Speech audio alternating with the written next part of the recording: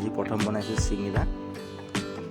চিংৰা বনাইছোঁ। তাৰপিছত মই কি বনাই আছোঁ আপোনালোকক দেখাই আছোঁ।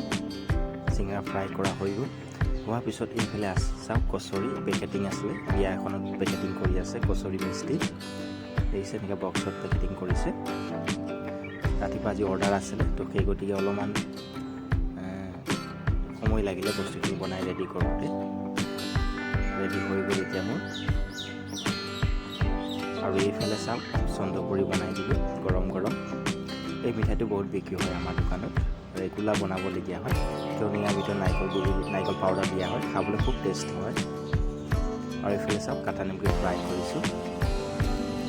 আৰু ঢেৰ কাম আছে, মই চব দিয়া নাই, সময় নহয়গৈ ভিডিঅ' চব বনাবলৈ। যিখিনি কাম কৰিছোঁ সেয়া ভিডিঅ' আপোনালোকৰ মাজলৈ দিছোঁ। এনেকৈ দিনটো মই আৰম্ভ কৰোঁ মিঠাই পাই। ধুনীয়াকৈ নিমকি ফ্ৰাই কৰা হৈ গ'ল। হোৱাৰ পিছত মই বাহিৰলৈ উলিয়াই দিলোঁ।